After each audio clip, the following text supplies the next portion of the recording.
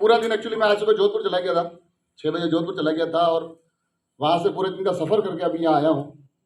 और परिवहन विभाग का कार्यक्रम है और जब इतनी लंबी यात्रा करते हैं उसमें अगर हमें कोई चालान ना करे, कहीं कोई रोके नहीं, कोई पुलिस वाले नहीं रोके, कोई परिवहन वाले नहीं रोके कि चालान नहीं हो, कोई रोके नहीं, तो थोड़ा शाम को अच्छा लगता है। तो अच्छी भावना के साथ इस कार्यक्रम में मैं उपस्थित हुआ हूँ।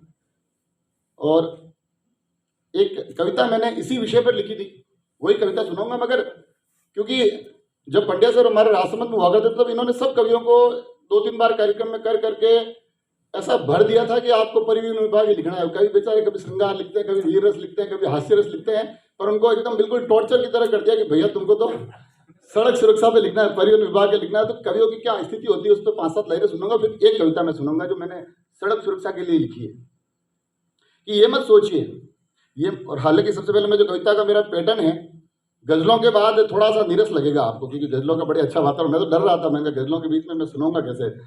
तो ये मत सोचिए कि इन दिनों कवि सिर्फ इश्क के अनुराग लिख रहे हैं। ये मत सोचिए कि इन दिनों कवि सिर्फ इश्क के अनुराग लिख रहे हैं। हाँ, उदयपुर के काफ़ी कवि इन दिनों परिवहन विभाग लिख रहे हैं। हाँ, तो आपको नहीं मिलेगा हमारी कविताओं में इश्क, मोहब्बत, प्यार। उनकी जगह ले चुके हैं ट्रक, टैक्सी और कार। तो इन दिनों हम वीर रस, हास्य, श्रृंगार नहीं गाते हैं। हमारी कविताओं में सिर्फ टैक्स, फिटनेस और परमिट की बातें हैं। और सच है कि इन विभागीय कविताओं में प्यार पले भी तो कैसे।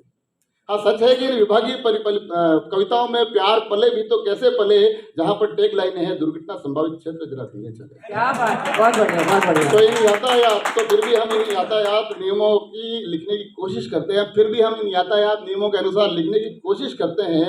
क्या करें, हम इन चालान की नई दरों से बहुत डरते हैं। और मैं तो खुद भी यहाँ दे रहा हूँ सिर्फ इसलिए परफॉर्मेंस, क्योंकि रिन्यूअल के लिए गया हुआ है मेरा एक लाइसेंस। तो अब तो शहर का हर कवि ये सड़क सुरक्षा पर लिखने का अभ्यस्त हो गया है। तो अब तो शहर का हर एक कवि सड़क सुरक्षा पर लिखने का अभ्यस्त हो जाएगा और जिसने नहीं लिखा उसका लाइसेंस पक्का निरस्त हो जाएगा। लाइनें बटोरने की कोशिश की थी कवि की मनोस्थिति, और वो भी बिना किसी पारिश्रमिक के। तो ये अपने आप में एक आश्चर्य का विषय है। एक कविता मैंने सड़क सुरक्षा पे लिखी थी, सीधा सीधा वही सुनाता हूँ आपको, ज़्यादा मैं बोर नहीं करूँगा।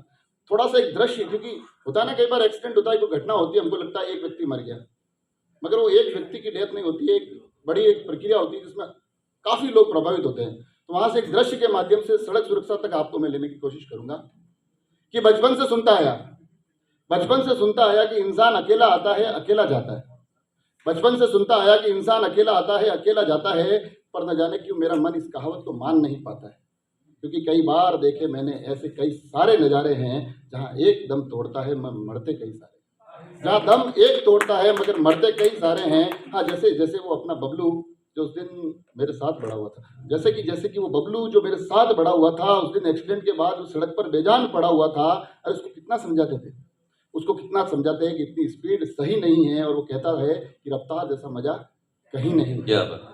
पर वो कहता था कि इस रफ्तार जैसा मजा कहीं नहीं है। पर फिर मेरा सवाल, क्या वो बबलू अकेला गया था?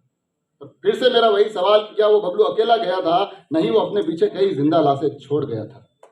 हाँ, वो अपने पीछे कई जिंदा लाशें छोड़ गया था। हाँ, नहीं मरा था वो अकेला, मरे थे उसके कई अपने। हाँ, माँ की तमाम उम्मीदें तो पिता के सारे सपने। हाँ, माँ के तमाम उम्मीदें तो पिता के सारे सपने। और उसके खून, सर से बहता खून सिर्फ यही कह रहा था, ये सिर्फ लाल रंग नहीं, किसी की मांग का सिंदूर बह रहा था। और हाँ, अकेले बबलू की ही नहीं हुई थी इस दुनिया से विदाई। कोने में बैठा सिरता मर रहा था उसका वो छोटा भाई। और अभी नहीं, अभी और भी किसी का मरना था बाकी। हाँ, अभी और भी किसी का मरना था बाकी। हाँ, उसके साथ मरी थी उसकी बहना और उसके हाथ की राखी। और वहाँ नहीं थी सिर्फ एक बबलू की सिर्फ एक लाश। और वहाँ पर नहीं थी सिर्फ बबलू की एक लाश, वहाँ पर थी बच्चों की फीस, उनके खिलौने, उनकी हर एक उम्मीद और आस। जिंदा लाशों को कोई भी कभी गिन नहीं पाता है।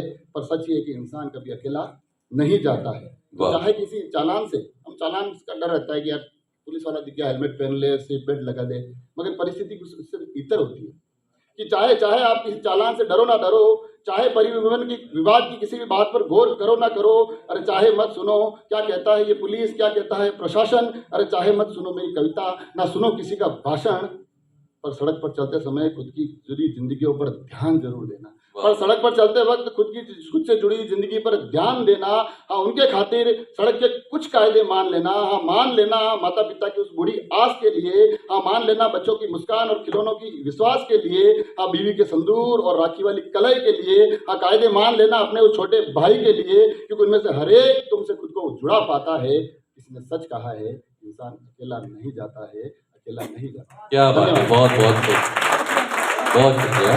अब सिलसिले को आगे बढ़ाते हुए मैं बांसवाड़ा से तशरीफ लाए राम बच्चल भारती साहब